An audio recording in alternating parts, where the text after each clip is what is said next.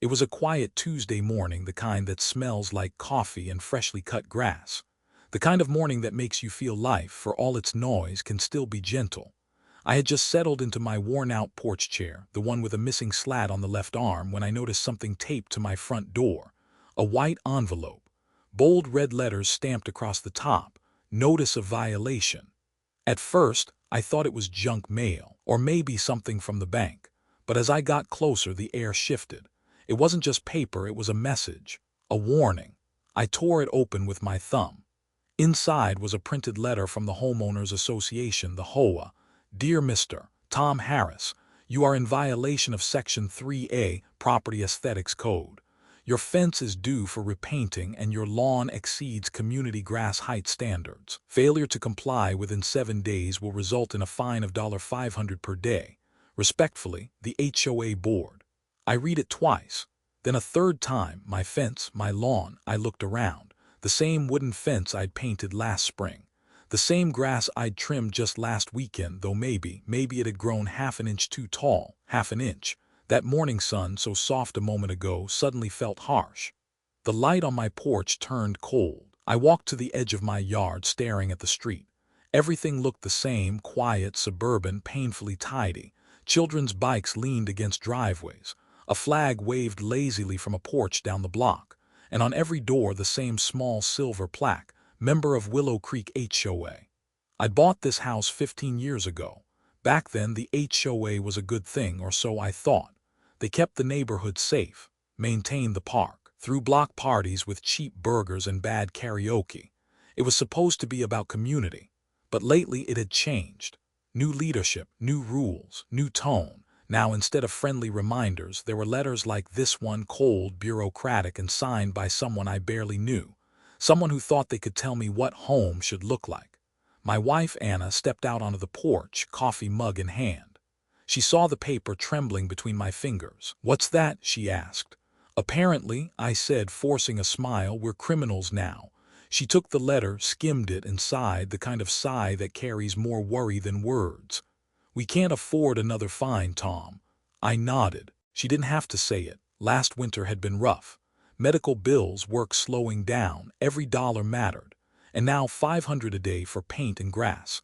I looked at her, at the woman who had stood beside me for 25 years, raising kids, surviving layoffs, storms, pandemics, and dreams that never quite came true. And I felt something I hadn't felt in a long time.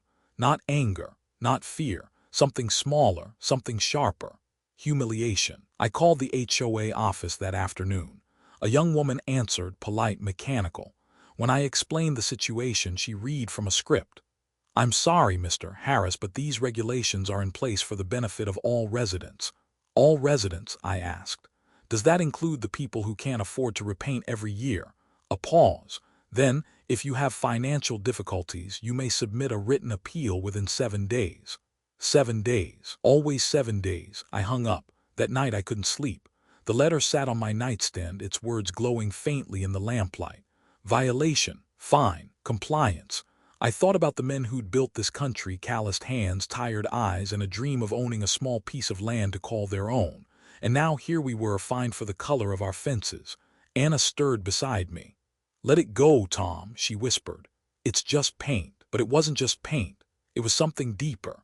A slow, creeping feeling that someone else now owned the air around my house. The silence of my mornings. The dignity of my porch. I didn't know it yet, but that letter, that single sheet of paper, was the first crack in a wall that had stood for years.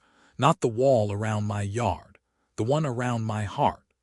The next day, as I walked outside, I noticed my neighbor, Pete, standing by his mailbox, holding a letter that looked exactly like mine. His face was pale. "They got you too?" he asked. I nodded. He shook his head. "They fined me for leaving my trash can out 15 minutes too long. 15 minutes, Tom." We stood there, two middle-aged men in flannel shirts, clutching letters that said our homes weren't really ours. It was a strange kind of silence between us, not angry, not defeated, just tired. That was the moment I realized something simple and terrible. This wasn't about fences or grass. This was about control. And as I looked at that red notice one last time, fluttering in the breeze, I made a promise to myself. They could take my peace. They could take my time. But they would not take my home. It started with a letter on my door, but it would end in a courtroom with the whole neighborhood watching. The morning after the letter, the street looked almost too perfect. The sun slid across rows of identical mailboxes, each one shining just enough to suggest good behavior. The sidewalks were clean, the driveways polished. It was the kind of neighborhood that photographed well if you didn't look too closely. Willow Creek, a place built on politeness but paved with quiet competition. A place where people smiled with their teeth but not with their eyes. I used to love it here. The sound of sprinklers in summer, the soft hum of lawnmowers echoing through Saturday mornings. It felt safe, predictable, like everyone was playing the same game, and for a long time I believed that was enough. But standing there that morning, mug in hand, I saw something different. Behind every trimmed hedge there was tension, an invisible pressure to stay in line, to fit the picture. Across the street, Mrs. Dalton was hosing down her driveway again. She did it every day, not because it was dirty, but because the HOA once complimented her for having the cleanest concrete on the block. The compliment had become a kind of addiction. Now she scrubbed like salvation depended on it. Next door, the Millers were planting tulips in the exact shade of approved red listed in the community guidelines. I'd never noticed how careful everyone was until now. It wasn't gardening. It was compliance disguised as pride. The more I looked, the more it all felt wrong. Like we were living in a painting, bright, orderly, and utterly lifeless. Pete walked over again, clutching a cup of black coffee. He looked tired, the kind of tired that doesn't come from lack of sleep, but from too many small humiliations piled up over time. "They fined the Johnsons," he said quietly. "For what?" I asked. "Wind chimes, too loud, apparently." We both laughed, but it wasn't the happy kind. It was the kind of laugh that covers disbelief. He took a sip, then lowered his voice. "You know what's funny? Everyone complains, but nobody does anything. They all think if they stay quiet, they'll be spared next time." I glanced around, the Daltons, the Millers, the Johnsons, all smiling, waving, pretending the world was fine, even when the fines kept coming, even when the rules grew stranger by the month. Pete was right. It wasn't a community anymore. It was a performance. A few houses down, a car door slammed. Beneath the morning calm, I heard the faint buzz of conversation, two women standing by the mailbox, whispering. I caught fragments as I walked past. "Did you hear about Tom Harris? The fence guy. They say he's fighting the HOA." Their voices carried that mix of sympathy and satisfaction people reserve for gossip, part concern, part entertainment. I smiled politely as I passed. They smiled back, warm, wide, and hollow. The kind of smile that closes a door rather than opens one. That's when it hit me. People here didn't want peace. They wanted distance. Harmony wasn't built on kindness. It was built on fear, fear of standing out, of being next. By midday, I was fixing a loose hinge on the gate when Anna came outside. She had that quiet look again, the one that said she'd been thinking about bills or the mortgage or the way the neighborhood had started to feel smaller. "I talked to Marlene," she said. "She's on the board now." "Marlene?" I asked. She said it's nothing personal, just rules. I tightened the screw a little harder than I needed to. "Nothing personal," I repeated. "That's what people say before they ruin your day." Anna didn't smile. She also said they're planning a new inspection round next week. Random checks. I looked at her, then at our small, yellowing lawn. Random, sure. I could feel something shifting under the surface, like the ground beneath our feet wasn't as solid as we thought. The wind carried the faint smell of gasoline and mulch. A dog barked in the distance. Everything normal. Everything pretending. That evening, as the sun slipped low, I took a slow walk down the block. The houses glowed gold under the streetlights. Through open curtains, I saw families eating dinner, kids doing homework, televisions flickering blue across their faces. It should have felt comforting. But there was a weight in the air, something unspoken, like everyone was waiting for someone else to break first. A few doors down, Mr. Keller waved from his porch. He was older, maybe 70, with a slow, careful way of speaking. "Got one of those letters too," he said when I reached him. "About the mailbox paint." I asked what he'd do. He looked at me, eyes soft but tired. "What can I do? They own the rules." That phrase stayed with me as I walked home. They own the rules. When I reached my porch, the air had turned cool. The letter from yesterday still sat on the side table, curling at the corners.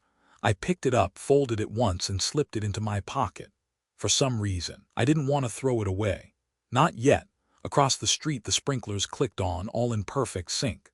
Water arced through the air, a dozen identical fountains rising and falling together as if choreographed. I stood there listening to the rhythm of it, the hiss, the spray, the steady heartbeat of a neighborhood pretending to care. And beneath it all I heard something else. A small, steady whisper inside me, asking how long we were supposed to keep pretending to. It was the following Thursday when I first met her. The woman behind the letters, the voice behind the rules. Her name was Margaret Hensley, though everyone called her Madge, the kind of nickname people used to make a hard edge sound soft. I had seen her before at block parties and budget meetings, always in pastel sweaters and pearls that caught the light. She smiled often, but never long enough for the smile to reach her eyes. That morning she stood at the end of my driveway, clipboard in hand, sunglasses perched high like a judge assessing the scene of a crime. "Mr. Harris," she called with that rehearsed cheerfulness people use when they are about to tell you something unpleasant. I wiped my hands on my jeans. "Morning, Margaret." "Madge, please," she said, stepping closer. Her perfume hit first, something sharp and citrusy, clean to the point of sterile. "I was just checking on your compliance form. The repainting deadline was yesterday." "I'm working on it," I said. "Weather's been off, I'll finish this weekend." She nodded slowly, jotting something on her clipboard. "You know, it's not just about you, Tom. The appearance of one home affects the property value of everyone's." There it was, property value, the gospel of the HOA. She smiled again, but it was thinner this time. "We all agreed to these standards when we moved here. It's what keeps Willow Creek special." "Special," I echoed. "Sure." Madge tilted her head, reading my tone like a radar. "I sense resistance." "Not resistance," I said, "just fatigue." Her lips curved, but it wasn't a smile anymore. "Fatigue can be dangerous, Mr. Harris. It breeds negligence, and negligence spreads." She turned then, her shoes clicking against the sidewalk in perfect rhythm like a metronome marking the beat of authority. That night Anna asked how it went. "She's polite," I said, "the way a snake is polite before it bites." Anna laughed softly, then covered her mouth. "Don't start a war with the HOA." "I'm not starting anything," I said. "She's already fighting it." But even as I said it, I wasn't sure who she meant anymore, Madge or the machine behind her. A few days later, I attended the monthly HOA meeting at the community clubhouse. The air inside smelled like coffee, copy paper, and something faintly floral, like old carpet cleaner pretending to be lavender. 15 or 20 people sat in folding chairs, murmuring softly. On the small stage, Madge adjusted the microphone. "Good evening, neighbors," she began, her voice smooth and confident. "Let's start with new business." She talked about budgets, maintenance schedules, security cameras. Then she moved to compliance issues. My name came up third. "Mr. Tom Harris," she said, scanning the page, "was issued a notice for fence discoloration. As of today, he has not completed the required repainting." Every head in the room turned toward me. The attention felt physical, a pressure on the skin. "I said I'd finish this weekend," I replied. "It's just paint, not structural." Madge leaned forward slightly, fingers steepled. "Tom," she said, first name familiarity but not friendly, "it's never just paint. Rules are what hold us together. Without them, we'd have chaos." "Without reason," I said quietly. "Rules are just cages." The room went still. Madge's smile froze for half a second, then came back brighter, sharper. "Well," she said, "thankfully most of us still believe in order." Laughter rippled through a few seats, nervous, submissive laughter. I looked around the room, no one met my eyes. That's when I understood the real power she held. Not her title, not the clipboard. Fear. Fear was her currency, and the neighborhood had been paying for years. After the meeting, as I was walking to my car, Madge caught up with me. She didn't smile this time. "You're a good man, Tom," she said, voice lower now. "But good men forget that rules aren't suggestions. They're the reason people like us can sleep at night." I turned to her. "People like us?" She hesitated. "People who care about the community, about standards." "I care about people," I said, "not standards." She studied me for a moment, long enough for the porch lights to flicker across her face. Then she said something I wouldn't forget. "Be careful, Tom. Once you start questioning authority, you become the problem it needs to fix." Then she walked away, her perfume trailing behind like a warning. That night the house felt smaller. Even the air seemed different, heavier, as if her words had seeped into the walls. Anna was reading on the couch when I came in. "You okay?" she asked. I nodded, but the truth sat heavy in my chest. Something about that woman's confidence unnerved me. She didn't just believe in control, she enjoyed it. Out the window, porch lights blinked on in neat rows, one after another, a timed obedience that now looked sinister. The same lights she bragged about approving in last year's illumination standards. It struck me then how deeply she'd woven herself into this place, not as a neighbor but as an overseer. And in that moment, I realized this wasn't about offense anymore. It wasn't even about money. It was about power, and who got to define good in a neighborhood that pretended to care. The next morning I woke early before sunrise. The air smelled faintly of dew and cedar. Somewhere a sprinkler hissed to life. I stood on my porch watching the soft gray light crawl across the lawns. For a brief moment everything was quiet, peaceful, almost holy. Then I saw her again, down the street, clipboard in hand, moving from one yard to the next, checking, marking, recording. The rhythm of her heels echoed faintly through the dawn, steady and deliberate, like a heartbeat that didn't belong to any living thing. And I knew, deep in my bones, that this was only the beginning. The next week arrived like a slow-moving storm, quiet, heavy, impossible to ignore. The HOA called it an inspection round, but it felt more like a raid. Every morning, 2 board members walked the streets with clipboards and cameras, noting down offenses like soldiers patrolling occupied ground. They moved house to house, whispering, clicking photos, leaving notices on mailboxes. From my kitchen window, I watched them pass. They didn't knock, they didn't smile, they just recorded. By noon, I'd counted 6 new yellow envelopes on the block, violations for flower beds, for porch lights, for a basketball hoop left leaning against a garage. Rules, it seemed, had multiplied overnight. Anna tried to keep me calm. "Don't make it worse," she said, rinsing dishes in the sink. "Let's just fix the fence and move on." I wanted to agree. I wanted peace. But peace built on fear isn't peace at all. That afternoon, Pete stopped by. His shirt was stained with sweat and paint. "They find me again," he said, dropping into the porch chair. "For what this time?" "Mailbox height. Apparently it's 2 inches too tall." He rubbed his forehead. "You ever feel like they make the rules just to see who will break first?" I didn't answer, but I felt the truth of it in my chest. These weren't rules meant to protect the neighborhood. They were rules meant to test it, to push, wear people down until they surrendered. Later that week, I went to deliver the repainting receipts to the HOA office, a small, beige building that used to be the community nursery. Inside, the air was cold, perfumed with disinfectant. A printer hummed softly in the corner. Behind the front desk sat Cheryl, one of Madge's assistants. She smiled without warmth. "How can I help you, Mr. Harris?" I slid the receipts across the counter. "Fence repainted, as requested." She nodded, typing something into her computer. Then she paused. "Oh, I see. There's a secondary notice for you, landscaping violation." "Landscaping?" I asked. "Yes, Section 5B. You have unapproved vegetation along the property line." I blinked. "You mean the rosemary bushes? My wife planted those 10 years ago." Cheryl shrugged. "The board revised plant classifications last month. Rosemary is now categorized as aromatic shrubbery requiring clearance approval." I stared at her. "You're kidding." "Would you like to submit a petition?" she asked, still typing. "There's a $1.75 processing fee." I took a breath. "No, thank you." And then softer, "Not yet."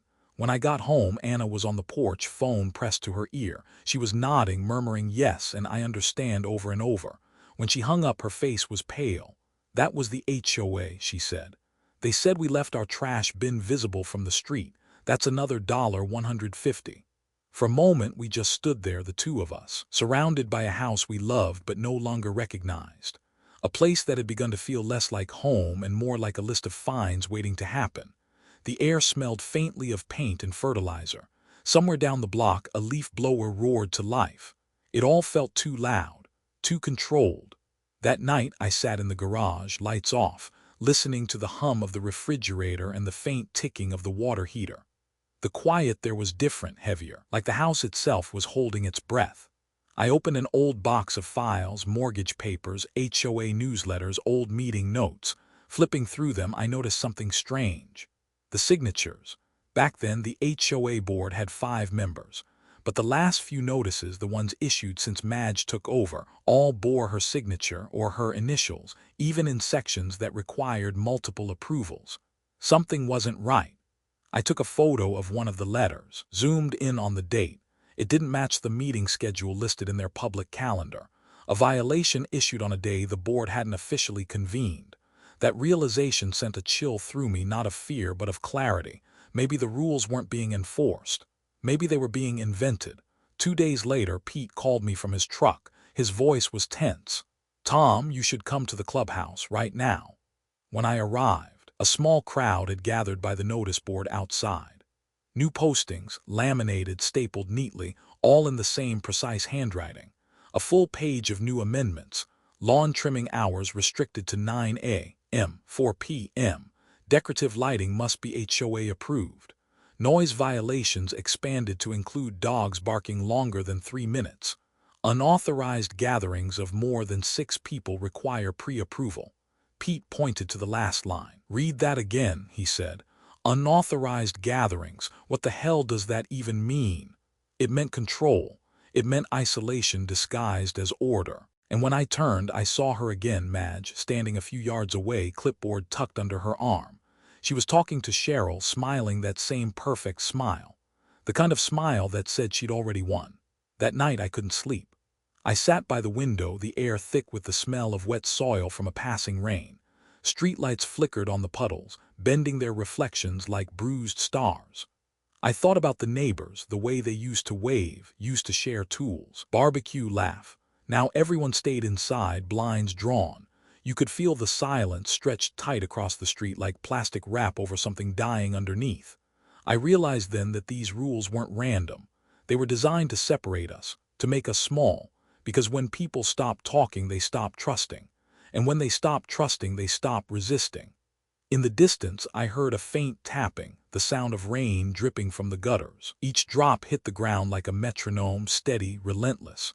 I reached for the stack of letters on my desk, every notice, every warning, every fine. And for the first time, I didn't feel anger. I felt resolve. Because if they'd built this web of rules to break us, then maybe the only way to survive was to pull at every thread until the whole thing came undone. It began on a quiet Saturday morning, the kind that should have smelled like pancakes and maple syrup. Earlier that week, they fined me for a rosemary bush that grew an inch past their line. By Friday, they had found their next target, the daisies my wife planted by the mailbox. Instead, the air carried something metallic, the faint scent of rain on aluminum, and beneath it, that paper smell I had learned to dread. Another envelope. This one wasn't taped to the door. It was slipped under it, like a secret someone didn't have the courage to deliver face to face. Anna found it first. She was in the kitchen, humming to herself, pruning a small vase of flowers she'd cut from the garden. When she bent to pick up the envelope, her smile faded. "Tom," she called, her voice thin, "it's from them again." I didn't have to ask who them was. The HOA seal sat in the corner, sharp, official, unforgiving. She opened it carefully, like it might explode. Her eyes moved across the page and her hand went still halfway through. Then she looked up at me, pale. "They're fining me." "For what?" "For the flowers." I took the letter and read it. "Unauthorized botanical alteration. The homeowner's spouse has modified the front garden with non-compliant flora without prior approval. A penalty of $250 is assessed, effective immediately." I stared at the words, each one colder than the last. She whispered, "They mean the daisies, Tom, the ones by the mailbox." Those daisies, simple, yellow, harmless, had been her escape. She tended them in the mornings when the world still felt kind. I folded the letter once, then again, until it was small enough to hide in my fist. We didn't talk much that day. The silence between us wasn't angry, it was tired. The kind of silence that grows roots. Anna moved through the house with slow, careful motions, as if she were afraid of being seen through the windows. At lunch, she sat across from me, the light catching the edge of her wedding ring. "I just wanted to make it look nice," she said softly. "Everyone used to stop and tell me how pretty the yard looked. Even Madge did once." Her voice trembled at that last name. I reached across the table, took her hand. "You didn't do anything wrong." She nodded, but I could see it, that invisible bruise pride leaves when it's stepped on. That evening there was a knock. Not the casual, neighborly kind, this one was measured. 3 slow raps. I opened the door to find Cheryl, clipboard in hand, standing beside another board member I didn't recognize, a tall man with square glasses and the stiff posture of someone convinced they're right. "Good evening, Mr. and Mrs. Harris," Cheryl began. "We're following up on the unauthorized garden modifications." Anna stepped forward before I could speak. "They're just daisies," she said, her voice shaking. "They've been there for years." Cheryl smiled politely. "The board revised our approved plant list this quarter. Daisies were omitted due to cross-pollination concerns." "Cross-pollination," I repeated. "You make it sound like we're growing poison." The man adjusted his glasses. "This isn't personal, Mr. Harris, it's procedural." Anna folded her arms. "Then your procedures are broken." The two of them exchanged a look, a quiet signal I'd seen before, the kind that says we'll remember this. Cheryl scribbled something on her form. "Verbal noncompliance noted," she said flatly. I stepped closer, lowering my voice. "You've made your point, leave." For a moment no one moved. Then Cheryl nodded as if granting mercy. They turned and walked back down the driveway, the gravel crunching under their shoes. I watched them go until the night swallowed their silhouettes. Inside, Anna sank into the couch. Her hands were trembling. "I shouldn't have said anything," she whispered. "Yes, you should have," I said. "You had every right." She shook her head. "They'll just find another reason. You know how this works." I didn't answer because she was right. When power turns personal, it stops needing logic. The next morning, I found another notice. This one wasn't even addressed, just folded, placed under the windshield of her car. "Reminder: noncompliance results in daily accruing penalties." It wasn't a warning anymore. It was a threat. I felt a dull ache spread through my chest, not rage exactly, but something older. That protective instinct that wakes up in a man when someone touches the person he loves. I went inside, took out a notebook, and wrote down the date, the time, every word of that message. Then I started photographing every letter we'd received. If they wanted a fight, I was done pretending there wasn't one. 2 days later, Anna stayed home from the grocery store. She said she didn't want to run into anyone from the board. When I asked why, she just said, "I can't stand the way they look at me now, like I'm trouble." Her words cut deeper than I expected. This was a woman who'd hosted bake sales for the community park, who'd helped decorate the clubhouse every Christmas. And now she was afraid to plant a flower. The worst part wasn't the fines or the forms. It was what they were doing to her spirit, that quiet unraveling of someone who'd spent a lifetime being kind, now realizing kindness didn't protect you from cruelty. That night, as she slept, I sat on the porch with the letters spread out across the table. The moon was thin and low, the sky bruised with clouds. Somewhere down the block, a wind chime clattered softly, the same kind that once got Pete fined. I stared at those papers, the ink shimmering under the porch light, and felt something settle inside me. They could come for me, find me, threaten me, write my name on every notice board in Willow Creek. But when they came for her, when they reached into my home, my family, my peace, they crossed a line they couldn't uncross. I didn't know what I'd do yet, but I knew this much. I wouldn't let them break her, and I wouldn't let them win. It was a Tuesday evening when the neighborhood lights began to dim, one house at a time, as though someone had drawn a curtain across the street. The air hung still and heavy with the smell of warm asphalt after a late rain. I had just stepped onto the porch when I saw them, 3 silhouettes moving quietly down the sidewalk, flashlights kept low, their voices hushed. They weren't teenagers or delivery guys. I recognized the shape of one of them. Madge, clipboard in hand, her hair tied back like she was on duty even after dark. They stopped in front of the clubhouse. The lights inside flickered on, faint and amber, the doors locked behind them. My first thought was that it must have been a maintenance check, but then I remembered something Pete had said earlier that week. They've been having extra meetings, ones that aren't on the calendar. I stood there, the porch light buzzing behind me, and felt something click inside my chest, curiosity sharpening into purpose. I waited until the neighborhood fell silent. Around 10, even the dogs had stopped barking. The only sound left was the steady ticking of the irrigation timers. I slipped on my jacket, grabbed my phone, and started walking. The night smelled of cut grass and wet soil. My shoes brushed softly against the pavement. I moved past the rows of trimmed hedges, past the Dalton house with its too-clean driveway until the clubhouse came into view. The building sat low, with wide glass windows that caught the light like eyes half open. Through them I could see shadows moving, a slow, deliberate rhythm of people talking, papers being shuffled, heads nodding. I crouched near the hedge, close enough to catch their voices through a small gap in the window sill. Madge was speaking. Her tone was calm, confident. "The fines are working," she said. "Compliance is up across the board. Even the Harris property finally repainted." A murmur of approval followed. Another voice, deeper, male, asked, "And the extra revenue?" Madge flipped a page. "Collected to date 12,430, most from repeat offenders. We'll move the excess into the improvement fund for now." The man hesitated. "Improvement fund, that's not in the bylaws." Madge's tone turned colder. "The bylaws are flexible. We're protecting property value." There was a pause. Then she added almost casually, "Besides, the residents don't read the reports anyway." A soft laugh rippled through the room. I felt my jaw tighten. She was collecting money, our money, and stashing it somewhere that didn't exist on paper. I leaned closer, careful not to let the hedge rustle. A third voice spoke. It was Cheryl. "About the fines for non-compliance, do we keep escalating for repeat offenders?" Madge nodded. "Absolutely. The more pressure they feel, the faster they fold. We're building discipline.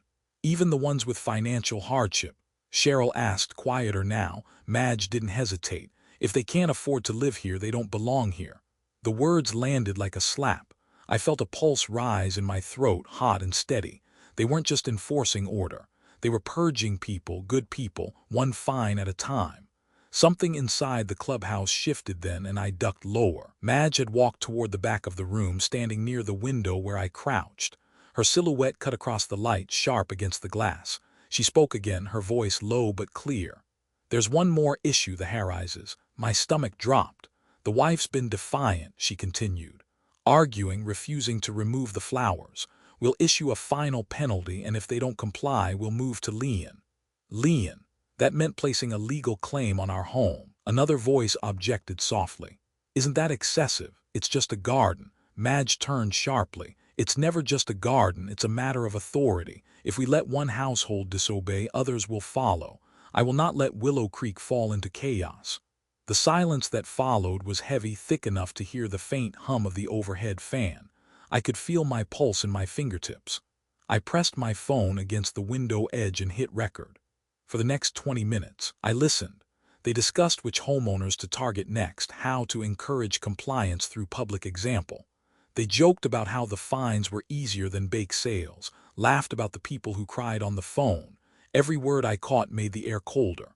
When the meeting ended, I backed away slowly, staying low until I reached the sidewalk. The night had turned damp and my shirt clung to my back with sweat. As I walked home, my mind replayed the sound of her voice, calm, certain, almost proud of her cruelty. By the time I reached my porch, I already knew what I had to do. Inside, Anna was asleep on the couch, a blanket half fallen to the floor. The glow from the TV painted her face in soft, shifting light. I turned it off gently and sat beside her. For a long time, I said nothing. The house was silent except for the ticking of the wall clock and the soft rhythm of her breathing. I looked down at my phone, the recording still running. The little red dot pulsed like a heartbeat. It was proof, not just of corruption, but of cruelty. And for the first time since this began, I didn't feel powerless. I felt ready. The next morning, I found Pete at his truck loading tools for work. He looked up as I approached, eyes weary. "They're planning to hit you next," I said. He frowned. "What do you mean?" I played him a few seconds of the recording. The sound of Madge's voice spilled into the air, precise, cold, undeniable. When it ended, he stood there in stunned silence. "They really said that," he whispered. "Every word." He exhaled slowly. "What are you gonna do?" I slipped the phone into my pocket. "I'm not sure yet." The morning sun caught the edge of his truck mirror, flashing a brief glare into my eyes. "But one thing's for sure," I said. "They're not the only ones who can hold meetings in secret." Pete gave a slow nod, the kind of nod that means I'm in. And as I walked back home, the first crisp wind of autumn brushed through the street, scattering a few brown leaves across the asphalt, quiet, unassuming, but moving in the same direction. Something was changing in Willow Creek, and for once it wasn't coming from the boardroom. Before leaving the garage that night, I copied the entire recording to a secure drive, and later to the cloud, just in case someone decided to make evidence disappear. The morning after the recording, the neighborhood looked the same: trimmed lawns, quiet driveways, flags swaying lazily in the breeze, but I could feel it. Something had shifted beneath the surface, the kind of stillness that comes right before thunder. I brewed a pot of coffee and sat at the kitchen table with my phone in front of me. The recording glowed on the screen, a single audio file, 32 minutes long, carrying every word that could unravel them. Every cruelty, every lie. Anna entered quietly, her hair tied up, eyes still swollen from a night of restless sleep. "You were up late again," she said softly. "I had to make copies," I replied. "I sent one to myself, one to a cloud drive, and one to Pete." She frowned. "You trust him?" "I do now," I said. "He's angry too." Her gaze lingered on me, worry mixing with something else, pride, maybe, or fear of what pride becomes. "Tom," she said after a long pause, "don't make this about revenge." "It's not," I told her. "It's about the truth." But as I said it, I wasn't sure she believed me. Maybe I didn't either. By noon, word had started to spread, not the recording itself, but whispers of it. Pete must have told someone, maybe 2 or 3. By evening, 10 people knew. By morning, half the street did. When I stepped outside to get the paper, I noticed something subtle but unmistakable. People were looking me in the eye again. Not the fearful closed glances of the past few weeks, these were deliberate, acknowledging. Mrs. Dalton waved first. Then the Millers nodded from across the yard. I hadn't realized how starved I'd been for human solidarity until that moment. The smallest gestures felt like rebellion. Around 3 o'clock, a notice appeared on every mailbox, crisp white envelopes, identical. The HOA Emergency Bulletin. I tore mine open. "To all residents of Willow Creek, it has come to our attention that certain individuals are spreading misinformation regarding HOA operations. Please be advised that unauthorized recordings or distribution of private board discussions are violations of community code. Legal action will be taken if necessary." At the bottom, the signature, "Margaret Hensley, HOA President." My hands tightened around the paper until the edges tore. They knew. And now they were trying to scare everyone back into silence. That night Pete and I met at his garage. He closed the door behind us, locking it like we were fugitives instead of homeowners. "They're panicking," he said. "You should have seen Cheryl at the office. She's pale as chalk." I played the recording again, the parts where Madge laughed about the fines, the line where she said if they can't afford to live here, they don't belong here. When it ended, Pete exhaled slowly. "You know what this is," he said. "Extortion. You could take this straight to the county." I shook my head. "Not yet." "Why not?"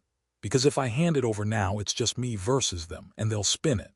They'll say I doctored it, took it out of context. No, I need the others to see it first, to believe it." He nodded, eyes narrowing with something like admiration. "So what's the plan?" I looked at the dusty shelf lined with paint cans and tools, my reflection faint in the metal. "We show them what's been happening together. We take their fear and give it back." 2 nights later, we held our own meeting in Pete's backyard, behind the old maple tree where the fence hid us from the street. 8 people came at first, then 11. They brought folding chairs, flashlights, thermoses of coffee. It felt like the start of something quiet and enormous. I set a small Bluetooth speaker on the patio table and pressed play. Madge's voice filled the air, calm and cutting. Each sentence landed heavier than the last. When it ended, there was no applause, no outburst, just silence. The kind that happens when people's understanding of the world shifts all at once. Mrs. Dalton was the first to speak. "All this time," she said, "I thought it was our money keeping the playground clean. Turns out it's her slush fund." Mr. Keller, the older man down the block, muttered, "They made us think we were bad neighbors for questioning them." Pete looked around. "So what do we do?" I didn't have a speech prepared. My voice came out lower than I expected. "We stop playing by their rules. We fight on our terms." Someone asked, "You mean lawsuits?" "Maybe later," I said. "For now, exposure. Sunshine's the best disinfectant." I outlined what I'd found in the paperwork, the signatures, the false dates, the missing funds. We'd gather more proof, file for public records from the county clerk, and document every interaction going forward. It wasn't war yet, but the first shots had been fired. Following morning, I found a fresh notice taped to my door. This one was shorter. No formality, no warning. Cease and desist immediately or face legal consequences. No signature this time, just typed letters, anonymous, but I could feel her behind it, and read it over my shoulder. "Tom." "I know," I said. "They're scared." Her fingers brushed my arm. "So am I." I turned to her, voice steady. "They wanted us to be scared. That's how they win." Outside, the wind picked up, carrying the scent of rain and earth. Clouds gathered low and gray, heavy enough to touch the rooftops. I looked out over the street, the same driveways, the same houses, and yet everything looked different. Behind every curtain there were eyes watching, waiting. For the first time I realized something powerful. This wasn't just about me or Anna or even Madge. It was about what kind of place Willow Creek would become. A neighborhood ruled by fear, or one brave enough to fight it. As the first drop of rain struck the porch railing, I made my choice. The HOA had declared war. They just didn't know yet that I intended to win it. The first letter came folded neatly in an envelope marked urgent. Inside, the words bled with bureaucratic precision, notice of lien intent. They were moving to claim our property. I sat at the kitchen table staring at it while the morning light crawled slowly across the floorboards, bright and merciless. The coffee had gone cold beside me. I didn't even taste it anymore. It was just something to hold so my hands didn't shake. Anna read the letter over my shoulder, her breath catching halfway through. "They can't do this," she whispered. "They can't take our home over flowers." But they could, and they were trying to. The fine for the garden had compounded daily. Then came the administrative processing fees, the hearing surcharge, the legal review. Each word hid another dollar sign. By the time I totaled it, the debt had swelled to more than our monthly mortgage. That afternoon I drove to the HOA office. The sky was a washed-out gray, the kind that makes colors fade, houses duller, trees flatter, people smaller. Inside, Cheryl sat behind her desk as if she'd been waiting for me. "Mr. Harris," she said, her tone falsely bright, "we received your notice. Unfortunately, the lien process has already been initiated." I forced my voice to stay even. "You know this isn't right." She adjusted her glasses. "If you believe there's been an error, you're welcome to submit a formal appeal. An appeal to the same people who created the charges." Her eyes flickered, but she didn't answer. Instead, she reached for a folder and slid it across the counter. "Here's the documentation. You'll see everything's in order." I didn't take it. I just stood there, listening to the faint hum of the fluorescent light above us, the smell of printer toner thick in the air. For a second, I could see the exhaustion in her eyes, a small, guilty crack in the mask. But then she looked away. "You have 7 days before escalation," she said quietly. 7 days, always 7 days. Back home, Anna was pacing. Bills and notices littered the kitchen counter like battlefield debris. When I walked in, she turned sharply. "What did they say?" I told her. Her shoulders fell, and for a moment she looked smaller, as if the house itself were pressing down on her. "We could sell," she said. "Pay them, move somewhere else, start over." The words hit me harder than I expected. Sell. Leave. This place, our porch, our walls, the garden she loved, it wasn't just property. It was proof that our years of sacrifice meant something. That every late-night shift, every scraped dollar, every prayer whispered over bills had built something real. I shook my head slowly. "If we give up now, they'll do it again to someone else." Her eyes filled, but she said nothing. She just turned away and began wiping the already clean counter, her movements small and tight, as if scrubbing away fear itself. That night the power went out for half the block.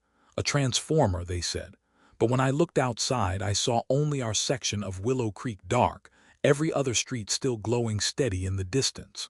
It was almost funny in a cruel sort of way. Even the lights had turned against us. Anna sat on the couch wrapped in a blanket, the flicker of candlelight tracing the edge of her face. "Maybe they'll win," she said softly. "Maybe that's just how it works." I stared at her, searching for words, but none came, because part of me believed it too. For the first time since this began, I felt the weight of it all settle on me, like carrying something invisible but crushing. I'd spent weeks trying to outthink them, to stay one move ahead. But Madge didn't fight with logic, she fought with exhaustion. And exhaustion was winning. The next day my bank account froze. A notification blinked across my phone. Funds temporarily restricted pending lien proceedings. I drove to the bank, but the clerk there only shook her head. "I'm sorry, Mr. Harris. We received a legal hold request from the HOA's attorney." Her voice was gentle, almost apologetic. "It's standard procedure once a lien is filed." I left without speaking. The automatic doors hissed shut behind me, and for a moment I just stood there, watching cars glide past on the wet road. The air smelled like rubber and rain. The sky hung low and heavy, like it was listening. By evening, word had spread again, not the truth, but the version Madge wanted. That we were refusing to pay, that we were combative, that I'd threatened board members. When I went outside to bring in the trash bin, two neighbors crossed the street to avoid me. Another pulled her dog away sharply, pretending not to notice me at all. Isolation moves quietly at first. One less smile, one door that doesn't open. Then before you realize it, you're living in silence surrounded by people who pretend they don't see you. I looked around the street, the same manicured lawns, the same matching mailboxes, and felt something hollow open in my chest. This wasn't a neighborhood anymore. It was a theater of obedience, and we were the cautionary tale. That night, I sat in the dark again, my phone screen the only light in the room. I scrolled through emails, threats, invoices, a message from the HOA lawyer titled Final Notice. Anna came in quietly. She placed a hand on my shoulder, her touch trembling. "Tom," she whispered, "we can't keep living like this." Her voice cracked on the last word, and something in me broke with it. For a long time, I said nothing. The only sound was the faint patter of rain against the window, soft and persistent like a heartbeat reminding me the world was still moving, even as ours stood still. Finally, I looked up at her. "They want us to feel like we have nothing left," I said. "That's how they win." She didn't respond. She just looked at me, eyes tired, kind, scared, and in that moment I realized how much I'd already lost. Not the money, not even the house. It was the peace. The laughter that used to fill the kitchen. The easy mornings, the sense that this place was ours. They'd taken that, piece by piece, and left us standing in the ruins of what used to be home. I reached for her hand and held it. Outside, the wind picked up again, whistling through the cracks in the old window frame, a sound that felt almost like a warning or maybe a promise. Because if they'd taken everything already, then maybe, just maybe, I finally had nothing left to lose. The morning after the bank froze our account, I woke to the sound of the neighbor's lawnmower, steady, mechanical, indifferent. It cut through the air like nothing had changed. But everything had. The lien, the rumors, the stares, they had pushed us to the edge. And when you've been stripped of peace, of dignity, of belonging, what's left is resolve. I poured coffee that tasted like metal and silence. Anna didn't join me. She'd stopped eating breakfast at the table. The sight of the mail made her anxious. A week ago, I might have tried to comfort her. Now, all I could think about was how to make it stop. By mid-morning, I was sitting in Pete's garage again, the door half open to let in the pale light. Dust hung in the air, soft and golden, catching the hum of a single fan that did little to move it. He had his old laptop out, its fan wheezing. Beside it sat a stack of folders I didn't recognize. "What's this?" I asked. He grinned, tired but proud. "Financial reports from my time on the board." I looked at him. "You were treasurer for 6 months before Madge pushed me out. I kept copies of everything." He flipped open one of the folders. "See this? The HOA accounts. On paper, the maintenance fund and the improvement fund were separate, but look here." He traced a finger across a column of numbers. "They started merging transactions, small ones at first, then bigger. Someone's been moving money." My pulse quickened. "How much?" He shrugged. "Hard to tell, but it's not pennies, tens of thousands, maybe more." I leaned closer. Paper smelled faintly of mildew and ink. "Can you prove it's her?" Pete nodded slowly. "If we can access the new ledgers, the digital ones, I can cross-reference them. The county requires every HOA to submit annual filings. If the numbers don't match, that's fraud." A faint, unfamiliar feeling crept in, hope, fragile but real. For the next few nights, I barely slept. While Anna pretended to read on the couch, I sat at the dining table under the yellow light, tracing patterns of corruption through numbers and dates. Each document felt like a breadcrumb leading to the truth. Pete showed me how to file an information request with the county office, a right most residents didn't even know they had. He warned me to expect delays. "They'll stall if they catch wind of it," he said, so I didn't use my name. I used his old treasurer email, still active, still technically legitimate. When the first batch of records arrived 2 days later, I could barely contain myself. The spreadsheets were dry, endless lines of codes and figures, but within them the pattern emerged like cracks in paint. Payments listed as community improvement had been redirected to a private account under M. Hensley Consulting. It was so bold it was almost stupid. I felt heat rise in my chest, part anger, part exhilaration. For the first time in months, I wasn't just reacting. I was moving. That night I told Anna everything, the files, the plan, the proof we were building. She listened quietly, her hands folded in her lap. The lamplight cast long shadows across her face. When I finished, she said, "You're playing with fire, Tom. I know. If she finds out, she already has everything. What else can she take?" Anna looked at me for a long time, then reached out and touched my hand. "Just promise me one thing." "What?" "Don't let this turn you into her." Her voice was soft, but the weight of it settled deep. I squeezed her hand. "I won't." But inside, I wasn't sure anymore. Over the next week, Pete and I built our case quietly. He handled the numbers, I handled the people. We met neighbors one by one in driveways, garages, kitchens lit only by stove light. Each conversation was careful, coded the way soldiers might whisper in occupied territory. I showed them parts of the recording, parts of the documents. Some cried, some cursed. Most just stared at the papers in disbelief, the illusion of fairness shattering in their hands. By the end of the week, we had a dozen allies, small, ordinary people who'd been fined into submission but now wanted to fight back. Mrs. Dalton, the one who used to hose her driveway every morning, said she'd kept her own receipts, hundreds of dollars in unnecessary fees. Mr. Keller had copies of maintenance work orders that were billed but never completed. Each new piece added weight to the mountain. Then came the question of how. "We could go to the press," Pete said. "They'll deny it," I answered. "Say it's a smear campaign. We need something undeniable." Back thinking. "The annual community review is in 2 weeks. They'll all be there," Madge, the board, every homeowner. A silence stretched between us. "You want to expose her there?" he asked finally. I nodded. Pete rubbed a hand over his face. "You're going to blow up the entire HOA." "Good," I said. He looked at me for a long moment, then smiled, a tired, dangerous smile. "I'll bring the numbers, you bring the truth." When I got home that night, Anna was asleep on the couch, the TV murmuring softly in the background. I sat beside her and listened to the steady rhythm of her breathing. The air smelled faintly of rain and laundry detergent, the simple, ordinary sense of a life I was fighting to keep. I thought about everything we'd lost: money, friends, the feeling of belonging. And still, beneath the fatigue, something inside me burned steady. For months, they'd written the rules. Now it was my turn to rewrite the ending. I turned off the lamp and whispered into the dark, half to myself, half to whatever listened. They wanted a war. Let's give them one worth remembering. The plan needed bait.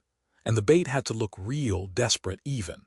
For days, Pete and I mapped it out like two men quietly digging a tunnel under enemy ground. We couldn't confront Madge directly. She would twist it, deny everything. We had to make her step into her own lie. It began with a call. I dialed the HOA office one Tuesday morning, the kind of still morning when even the birds seemed to wait for something. My hands were damp against the phone. When Cheryl picked up, her voice was practiced calm. "Willow Creek Association, how may I assist you?" "Hi, Cheryl," I said. "This is Tom Harris. I'd like to settle my outstanding fines." There was a pause, soft, careful. "Oh," she said, her tone shifting. "Mr. Harris, that's unexpected." "Yeah," I said, keeping my voice even. "I've been thinking, maybe I pushed too hard. I just want peace again. I'm ready to pay what I owe." I heard her typing, the faint clack of keys. "Of course. You can drop off payment at the office or we can send someone to collect." "Send someone," I said. "It'll be easier." She hesitated. "We usually don't." "I'll make it worth your while," I interrupted, letting the words hang. "If you can speed up the process." Another pause. Then her tone changed again, softer, secretive. "I'll check with the board." I thanked her and hung up. My heart was thudding so hard it felt like someone knocking from inside my ribs. Pete, sitting across from me, grinned. "She'll tell Madge, bet on it." That was the point. We waited 2 days, then came the call. Madge herself. "Mr. Harris," she said, her voice honeyed but sharp. "I hear you're finally ready to do the right thing." "Just tired of fighting," I said. "That's good," she replied. "Let's keep this simple. If you bring payment directly to me, I can expedite the release. No need to involve legal counsel." Her words clicked exactly where I wanted them to. "All right," I said. "Cash okay?" "Cash is easiest," she said quickly. "Meet me at the office Thursday, 9 a.m. "Deal," I said, "and I'll want a receipt." "Of course," she replied, but her voice wavered slightly, a tremor she tried to hide. When I hung up, Pete was already pulling out his phone. "We'll need a witness," he said. "Someone neutral." I nodded. "I'll bring one." That Thursday, the morning light was hard and white, glaring off every windshield and window in Willow Creek. I put on my cleanest shirt, not because I wanted to impress her, but because I wanted to look like a man who still had dignity to lose. In my jacket pocket was a small audio recorder, smaller than a lighter. I could feel its weight against my ribs with every breath. Pete waited in his truck a block away, phone ready, recording everything from his dash cam. Anna didn't speak as I left. She just touched my arm and said, "Be careful." Her voice was steady, but her hand was cold. Inside the HOA office, the air smelled of lemon cleaner and paper dust. Madge was already there, standing behind the counter like a queen behind her throne. Her smile was wide, practiced. "Tom," she said, "I'm glad we could resolve this peacefully." I nodded, pulling a manila envelope from my jacket, not filled with cash but with crisp blank paper. "I brought the payment," I said. "All I ask is that you give me a receipt. For my records." She gestured toward a clipboard. "Sign here first, acknowledging settlement." I took the pen, pretending to read the form. While she turned to open a drawer, I clicked the recorder on. "Funny," I said casually. "I didn't see this transaction listed on the public ledger. Does it go straight into the maintenance fund?" She froze for a heartbeat, then turned back with that same fixed smile. "Don't worry about the ledger. This is an internal resolution." "Internal," I repeated, meeting her eyes. "Meaning off the books." Her voice hardened. "Meaning you'll get your piece if you cooperate." That was it, the word I'd been waiting for. Cooperate. I could almost hear Pete's voice in my head. "There's your confession, Tom. Just keep her talking." She reached for the envelope, weighing it in her hand. "Is the full amount here?" "Count it if you like," I said lightly, keeping my tone calm. Madge glanced toward the back office. "No time," she muttered, slipping the envelope into her drawer. "Let's just finalize this quietly." I set the clipboard back on the counter. "You'll sign the release." She reached for a stamp. "Once payment clears." I leaned in, lowering my voice. "And if anyone asks." Madge's eyes flickered, her tone dropping into a whisper. "No one needs to know. Consider it a personal arrangement." The stamp hit the paper with a dull thud. My hands were steady when I picked it up. "Thank you," I said. She smiled again, the kind of smile that believed she'd just won. Outside, the sky had darkened, a storm rolling in from the west, low and slow. I walked to the truck, every muscle trembling now that it was over. Pete's door swung open before I even reached him. "Did you get it?" I nodded, pulling out the recorder. I played back the last few seconds, her voice cool and unmistakable. "No one needs to know. Consider it a personal arrangement." Pete let out a low whistle. "She's finished." "Not yet," I said. "Still need the bank transfer records, prove she's been doing it for years." He frowned. "That's gonna take more than we've got." I smiled faintly. "I know someone who can help." That evening I met with Mrs. Dalton in her backyard. She had a friend in the county finance office, the same office where the HOA submitted its reports. When I explained what we'd found, she didn't hesitate. "I can ask him to pull the last 3 years' filings," she said. Quietly. "Do that," I told her. "We'll need them before the community meeting." The wind shifted, carrying the smell of rain and cut grass. She looked at me, her eyes sharp with something I hadn't seen in anyone around here for months: courage. "Tom," she said, "you really think we can win?" I looked back at the rows of houses, every porch light glowing soft and uniform, each one built to look exactly like the next. "Yes," I said, "because the truth doesn't need permission." That night I sat alone at the kitchen table, the recorder in front of me. Outside, thunder rolled in the distance, slow and deliberate, like a giant walking toward us. I pressed play again and listened to her voice, calm, controlled, corrupt. Every word was a brick in the wall she'd built around this neighborhood. And now, piece by piece, we were tearing it down. I didn't know it yet, but by the time that wall fell, nothing in Willow Creek would ever look the same again. The courthouse smelled faintly of dust and coffee, the kind that had been sitting on a hot plate since sunrise. The air was cool, too cool, like it was meant to keep tempers in check. Anna and I sat on a wooden bench outside courtroom 3B, waiting for our case to be called. The hallway buzzed with the low hum of footsteps, the shuffle of papers, the whisper of nervous people pretending not to be afraid. She kept her hands folded tightly in her lap, the knuckles pale. I wanted to tell her it would be okay, but my throat felt dry. Words in that moment felt too small. On the other side of the hall, Madge stood, flanked by her lawyer, a tall man in a charcoal suit, carrying a briefcase that looked more expensive than my car. She didn't look at me, not directly. But every few seconds I saw her glance over, her lips curling in that faint, smug smile I'd come to know too well. Pete arrived a few minutes later, his tie crooked, his laptop bag slung over his shoulder. He gave me a nod, the kind that said, "We've come too far to turn back now." When the bailiff opened the door, the sound of hinges echoed like the start of something irreversible. Inside, everything was beige, walls, carpet, even the light. The room carried that sterile calm that only government buildings and funeral homes seem to share. On the table in front of me sat a small speaker and a USB drive, the same one where I'd saved the original Clubhouse recording weeks ago, uploaded before anyone knew I had it. We took our seats. The judge entered, a woman in her 60s with gray hair pulled tight and eyes sharp enough to cut through lies before they reached her desk. "All rise," the bailiff said, and everyone stood. My heartbeat thudded against my ribs. When we sat again, the judge looked over her glasses and spoke in a tone that left no room for pretense. "Let's get to it. This is the case of Willow Creek Homeowners Association versus Thomas and Anna Harris." Her gaze swept the room once, then landed on me. "Mr. Harris, you're representing yourself." "Yes, Your Honor." She nodded. "Proceed."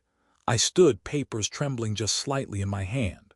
"For months," I began, "my wife and I have been fined, threatened, and harassed by the Willow Creek HOA, not for damaging property or breaking the law, but for planting flowers, for speaking out, for refusing to pay fees that were never legally approved." The lawyer for the HOA stood smoothly. "Your Honor, the defendants have repeatedly violated the community bylaws which they agreed to upon purchasing their home." I turned toward him. "We didn't agree to being extorted." He smirked, a small, professional smirk that said he'd done this 1,000 times. "Do you have proof, Mr. Harris?" "Yes," I said. "I do." I clicked the small speaker Pete had placed on the table. A faint hiss filled the room. Then Madge's voice, calm, confident, unmistakable. "No one needs to know. Consider it a personal arrangement." The courtroom went utterly still. Every cough, every breath stopped. The judge leaned forward slightly. "Play that again." I did. Madge's lawyer shifted in his seat, whispering something to her, but she stared straight ahead, her jaw set. "Your Honor," I said, "this was recorded during a meeting where the HOA president accepted a cash payment in exchange for dismissing my fines, off the record, outside of protocol. The audio was preserved in full, with timestamp and original metadata verified. I also have financial records showing funds moved from the HOA's community account into a private consulting business registered under her name." Pete opened his laptop, the glow reflecting off his glasses. "I was the former treasurer," he said. "These are the ledgers from both accounts. The math doesn't lie." He projected the data onto a small monitor, dates, transfers, identical amounts that mirrored each other like echoes. Madge's lawyer rose quickly. "Your Honor, these so-called recordings and documents could easily be manipulated. The HOA stands by its integrity." The judge raised a hand. "Sit down, counselor." He froze mid-sentence. She turned to me. "Mr. Harris, have these financial records been submitted to the county?" "Yes, Your Honor, filed this morning." I added quietly, "The audio copy was also uploaded through the same channel, timestamped and notarized." For a brief second, something flickered in her eyes, not approval but recognition. She'd seen this before, the pattern, the greed. "Very well," she said, "continue." I looked over at Anna. She was watching me, silent but steady, her eyes glistening. That gave me the strength to keep going. I told the court about the letters, the fines, the nights without power, the way they'd tried to isolate us. But I also told them about the people, the neighbors who'd been fined for wind chimes, for mailbox paint, for daring to speak up. "This isn't about offense," I said, my voice tightening. "It's about control, about one person deciding who belongs and who doesn't. My wife and I may lose our home, but at least now everyone knows what really lives behind those white fences." When I finished, the judge leaned back in her chair, silent for a long time. Then she looked at Madge. "Mrs. Hensley," she said, "do you have anything to say?" Madge finally spoke, her voice flat, measured. "These accusations are outrageous. I've dedicated years to maintaining this community. Everything I've done has been in its best interest." The judge's expression didn't change. "Then you won't mind if we order a full audit of the HOA's finances?" For the first time, Madge's composure cracked. Her mouth opened, but no sound came out. Her lawyer tried to interject, but the judge was already writing. When the gavel struck, the sound echoed through the room, sharp, final. "Pending investigation." the judge said. "The lien against the Harrises is hereby suspended. The HOA will cease all collection activities effective immediately." The words landed like sunlight breaking through clouds after a long winter. I felt my knees weaken. Pete clapped my shoulder, grinning. Anna covered her mouth, tears slipping past her fingers. Madge sat still, eyes fixed on the desk in front of her, face drained of color. For a moment she looked smaller, like the illusion had finally cracked, and all that was left was the truth. As we stepped outside, the late afternoon light washed over us, warm, golden, alive. The courthouse doors closed behind us with a heavy thud, but for the first time it didn't sound like an ending. It sounded like the start of something free. Anna reached for my hand. Her grip was firm, steady. "Tom," she said softly, "you did it." I looked at her, at the woman who'd endured every letter, every sleepless night, every humiliation, and I finally let myself breathe. "No," I said, "we did." And as we walked down the courthouse steps, I realized the strangest thing of all. The air no longer smelled like fear. It smelled like rain after fire, like something new beginning. The news spread faster than anyone expected.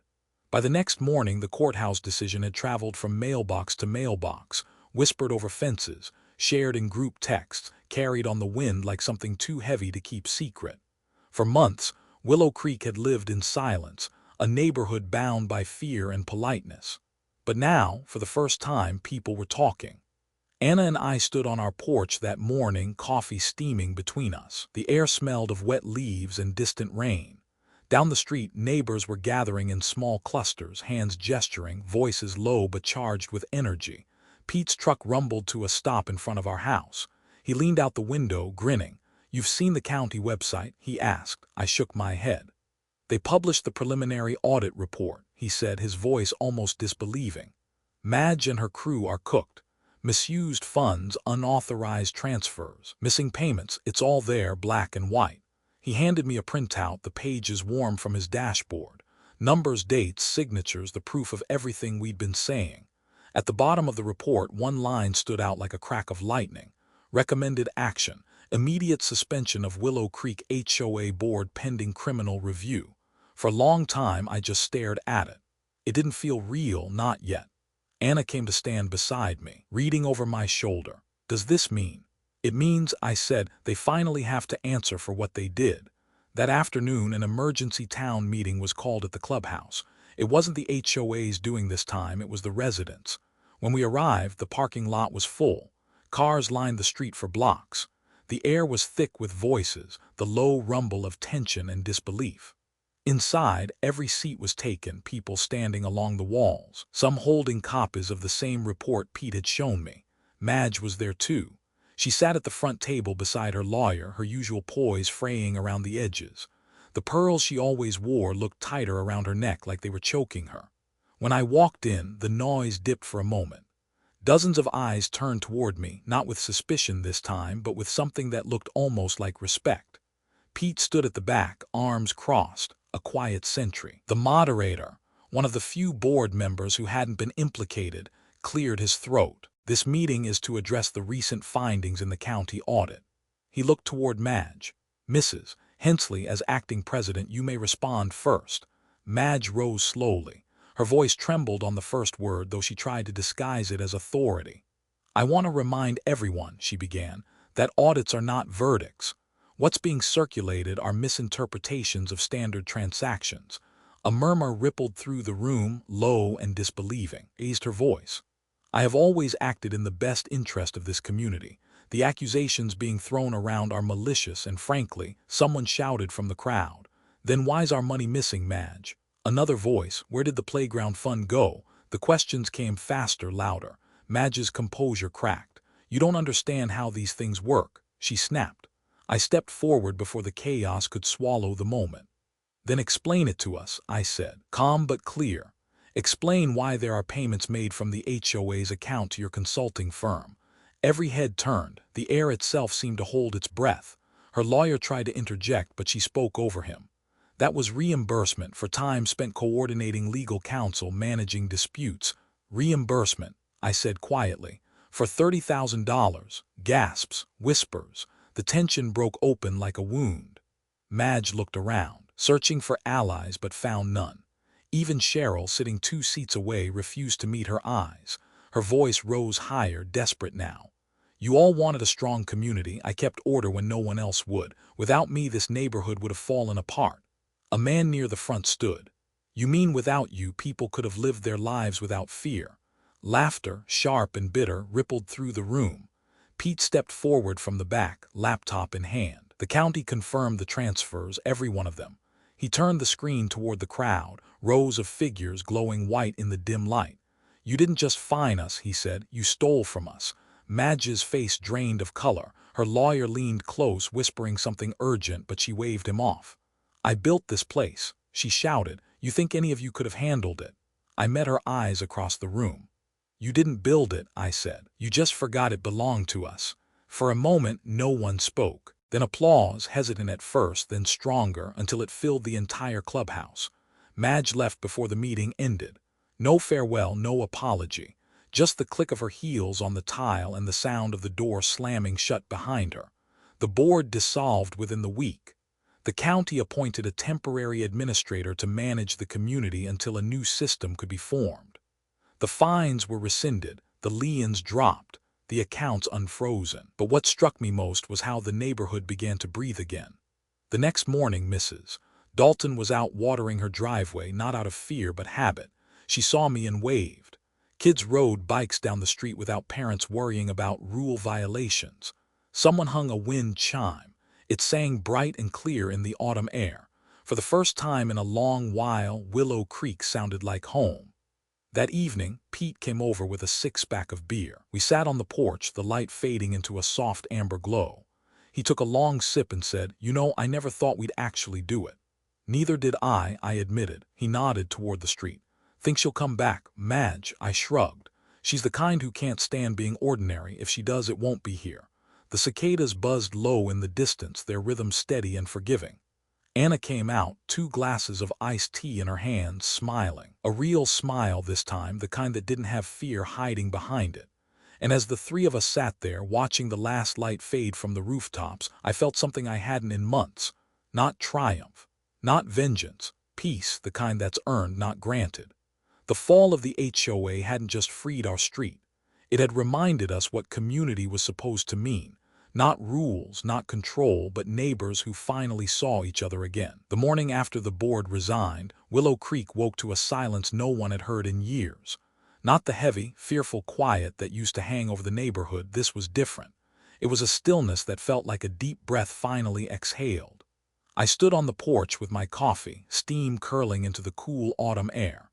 The street stretched before me like a page waiting to be written on again.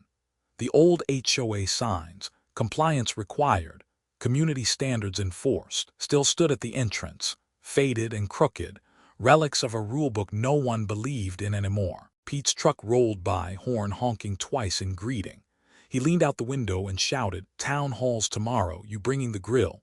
"Wouldn't miss it," I called back. He grinned, then sped off, a trail of dust rising behind him like a flag of rebellion.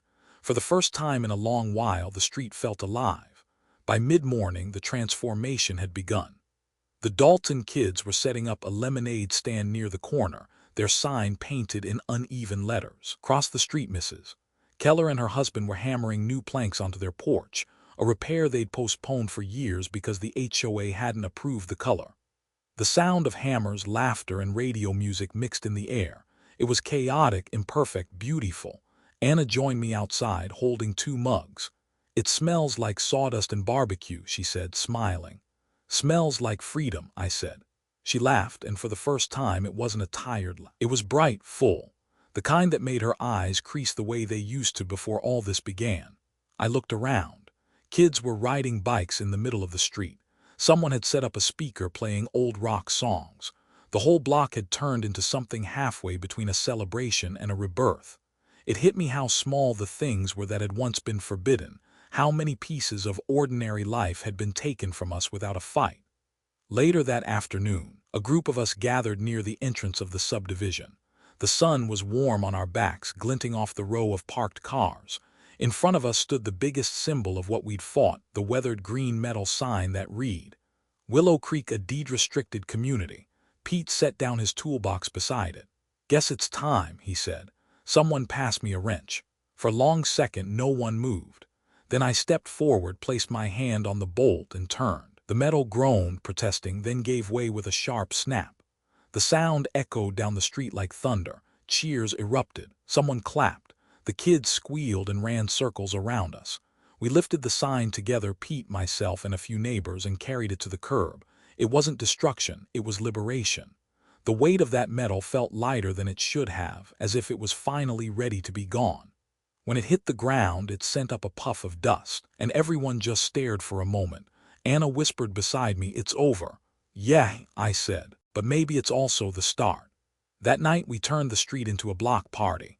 No permits, no approvals, just people showing up because they wanted to. The air was thick with the smell of charcoal and grilled meat. Lanterns swung from trees. Someone brought a guitar, and the Dalton kids ran between lawn chairs, their laughter rising above the music. Pete stood at the grill flipping burgers like a man with something to prove. "I used to get fined $50 for this smoke," he said with a grin. "Now they can fine me for happiness." Everyone laughed, a deep, shared laughter that felt like reclaiming something sacred. I sat beside Anna, watching the glow of the string lights dance across her face. "You know," she said quietly, "I was afraid this place would never feel like home again." "It wasn't the place," I said. "It was the people."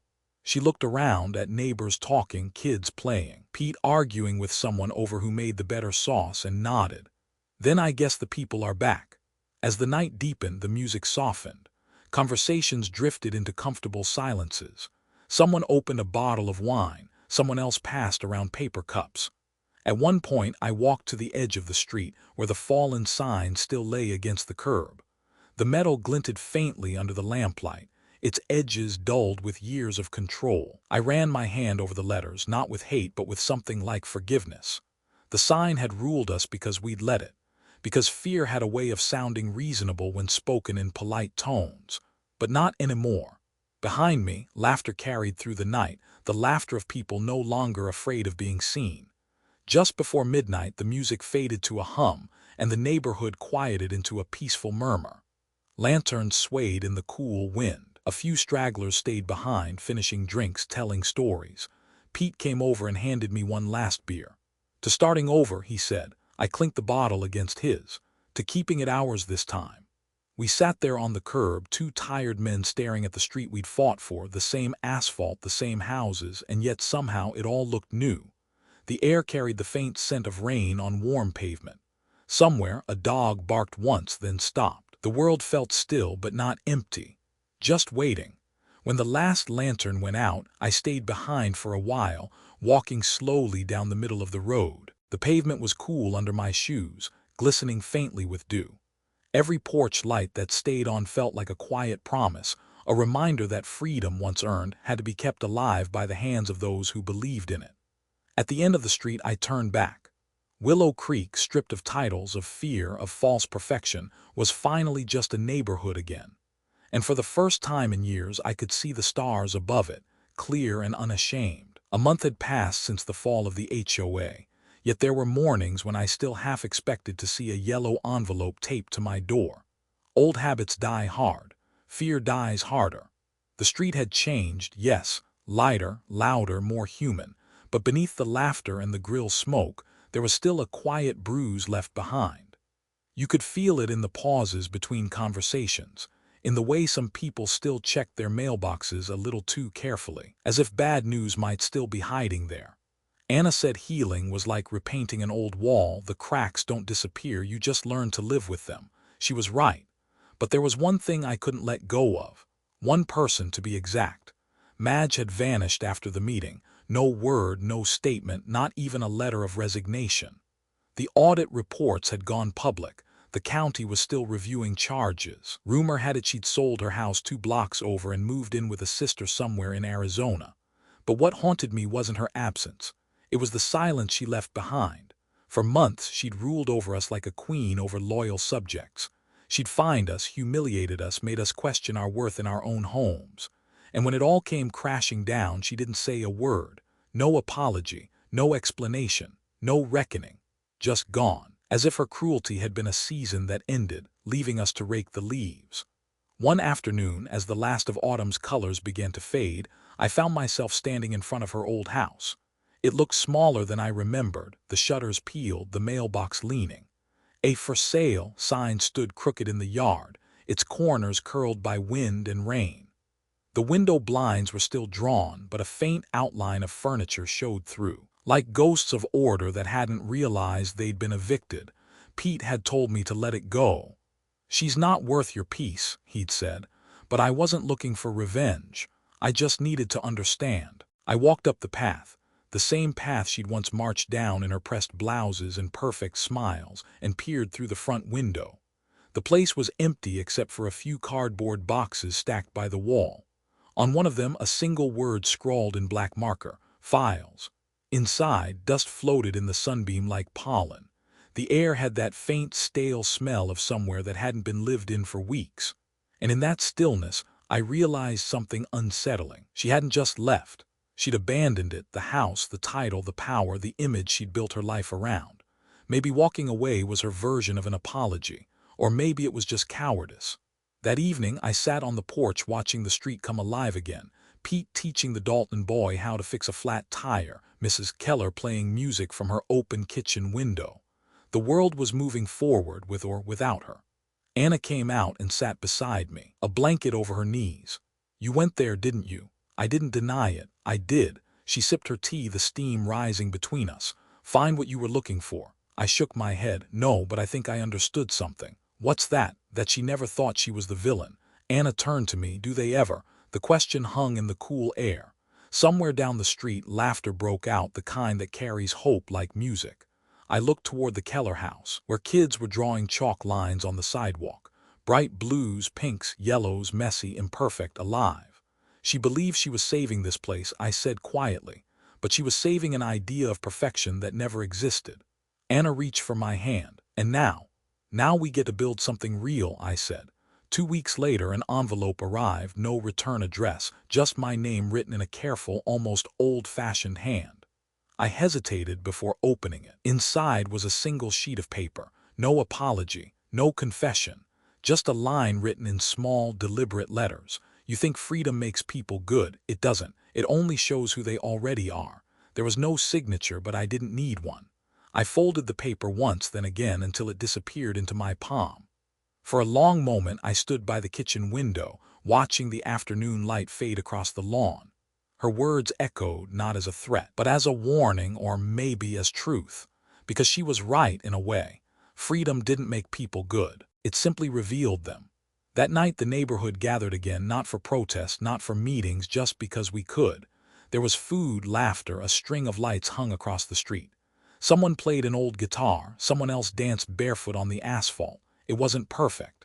The burgers burned a little, the kids argued over the last cupcake, and the music crackled through cheap speakers. But it was real, and it was ours. I stood near the curb, that letter still in my pocket, feeling its faint weight against my leg. The stars were out, dim through the city haze, but there, Pete came over with a beer. "You still thinking about her?" I smiled. "A little." He nodded, taking a long sip. "She doesn't matter anymore." I looked around at the neighbors, at Anna laughing with Mrs. Keller, at the soft hum of life returning to a place that had forgotten how to live. "Maybe she does," I said, "if only to remind us what happens when we stop paying attention." Pete raised his bottle. "Then here's to paying attention."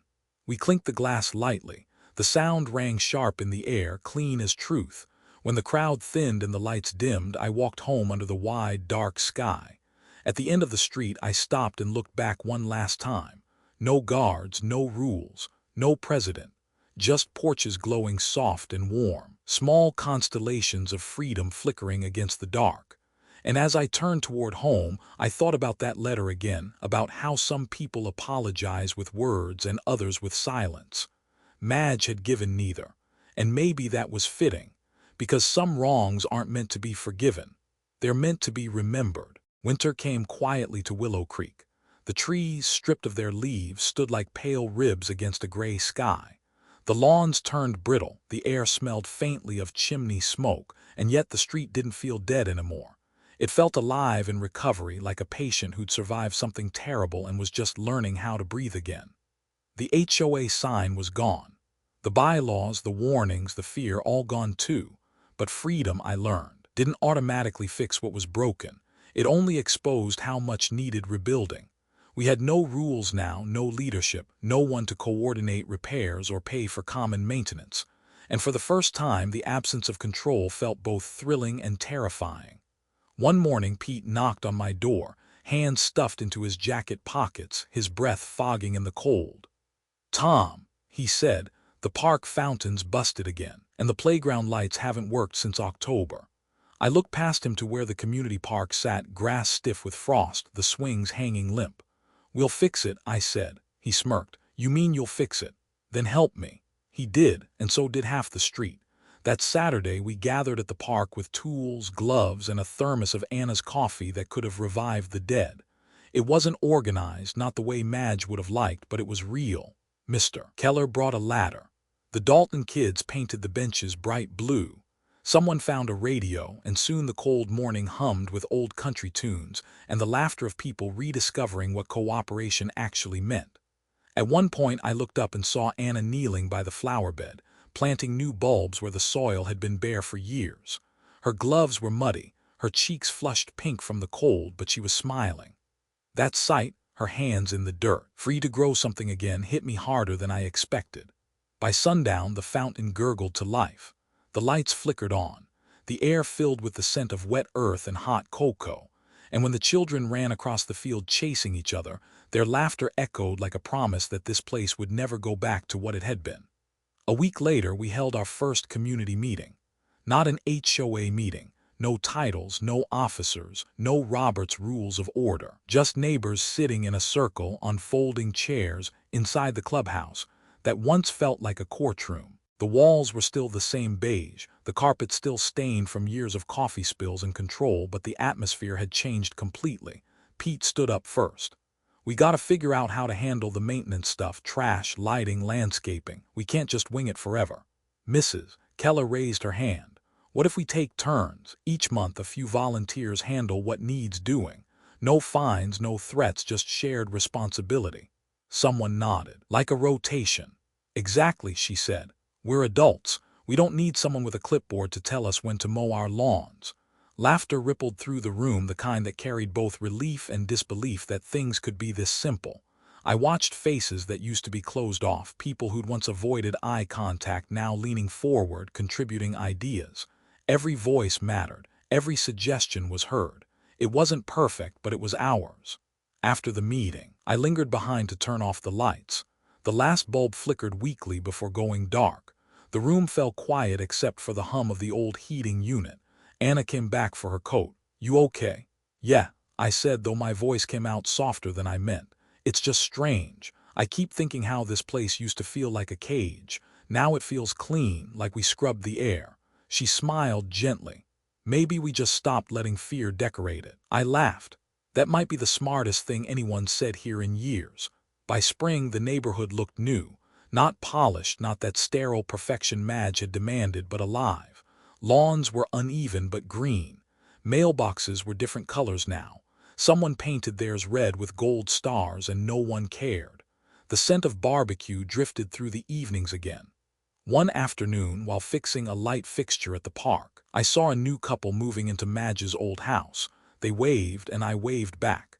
There was something poetic in it, life continuing where control had once lived. As I packed up my tools, Mrs. Dalton came by carrying a basket of muffins. "We're taking them a welcome gift," she said. "You should come." I hesitated for a second, then nodded. "Yeah, I think I will." That evening we stood at the new neighbor's door, a small group of us, muffins in hand. The woman who answered had kind eyes and paint on her sweater. The smell of fresh bread drifted from inside. "Welcome to Willow Creek," I said. "We're not like other neighborhoods." She laughed. "I can tell." Her husband came out, wiping his hands on a rag. "We heard there used to be a pretty strict HOA here." Pete snorted. "Used to be." "Now," I said, "we just take care of each other." They smiled, the kind of smile people give when they realize they've landed somewhere that still believes in decency. That night, as I walked home, the air was warm and smelled faintly of jasmine. Porch lights glowed soft along the street. Somewhere, wind chimes played a slow, uneven melody. I thought about how fragile freedom could be, how easily people trade it for convenience or control. But here on this street, we'd learned something that would stick. Community isn't rules, it isn't perfection. It's shared work, shared laughter, shared forgiveness. When I reached our porch, Anna was sitting on the steps, a mug of tea beside her. "Good meeting?" she asked. "The best kind," I said. "No one in charge." She smiled. "Maybe that's what rebuilding really means."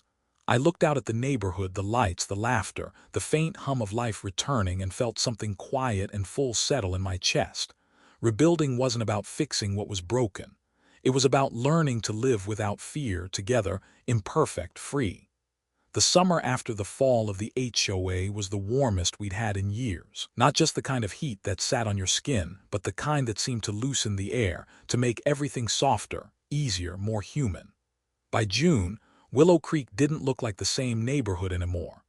The lawns weren't uniform, but they were alive, bursts of color spilling out of flower beds, vines climbing fences that no one bothered to measure. Kids played in sprinklers that arched across the street, their laughter echoing between houses that no longer tried to outshine one another. And for the first time since I'd moved there, people didn't just live side by side. They belonged to each other. I remember one particular Sunday afternoon, the kind that feels stitched together from small miracles. The grill was smoking again on Pete's driveway. Anna was arranging lemonade on a folding table. The Kellers had brought their old record player, and the crackle of Elvis floated down the block like it was 1958 again. Everywhere I looked, there was life, loud, messy, beautiful life. I leaned against the hood of my car, watching the kids draw with chalk in the middle of the street. They were covering the asphalt in color, suns, hearts, stick figures holding hands. One of them wrote "home" in giant letters across the pavement, and something about that word hit me hard, because it wasn't just a street anymore. It wasn't even just a neighborhood. It was a family, the kind you build, not the kind you're born into. Anna walked over, wiping her hands on a dish towel. "You're quiet," she said. "Just thinking," I replied. "Dangerous habit," she teased. I smiled. "Do you ever think about how strange it is? How we used to live under all those rules, terrified of breaking them, and now without them everything's better." She nodded, her eyes soft. "That's the thing about rules. They don't make people good. They just make people scared of being bad." I looked around again at the mismatched fences, the wind chimes, the painted mailboxes. And yet somehow everyone takes care of everything anyway. Because now, she said, they're not doing it for approval, they're doing it for each other. That night after the food was gone and the music faded, I sat on the porch with Pete. We watched the last embers of the barbecue die out, sparks rising and vanishing into the dark. "You know," he said, "I keep thinking about what we went through. The meetings, the fines, the fights, all that nonsense over fences and flowers." "Yeah," I said, "feels like a lifetime ago." He took a sip from his beer, then added, "It wasn't really about rules, was it?" I shook my head. "No, it was about control. Rules just gave it a costume." Pete nodded slowly. "Guess freedom costs more than I thought." "It does," I said, "but the returns are better." We both laughed quietly. The sound felt easy earned. A few days later, I was cleaning out the garage when I found the old box of HOA letters. Dozens of them, warnings, fines, notices, threats, each one folded with cold precision. I held the first one in my hand, the paper brittle now.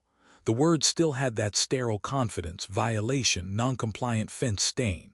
Once that sentence had felt like a verdict. Now it just looked small. I carried the box to the backyard and opened the fire pit. The flame caught quickly, orange tongues licking at the edges of bureaucracy. As the papers burned, a faint smell of ink and ash rose into the air. Anna came outside, resting her chin on my shoulder. "You're finally letting it go," she said. "Yeah," I whispered. "It's time." The fire crackled. The ashes floated upward like tiny ghosts of the past disappearing into the night sky. A week later, we had our first family street dinner. Not a meeting, not an event, just everyone bringing what they could. Tables stretched end to end down the street, draped with mismatched cloths and flickering candles in mason jars. Someone brought ribs, someone else brought pasta, someone burned the bread, but no one cared. It wasn't perfect, that was the point. When the food was gone, the Dalton kids passed around sparklers. Their faces glowed in the silver light, reflections dancing in their eyes. And for a moment, a long, full, wordless moment, I realized that everything we had fought for wasn't just about property lines or fines or freedom. It was about family. Not the one you inherit, but the one you build day by day out of kindness, forgiveness, and shared struggle. The kind that doesn't need rules to hold it together.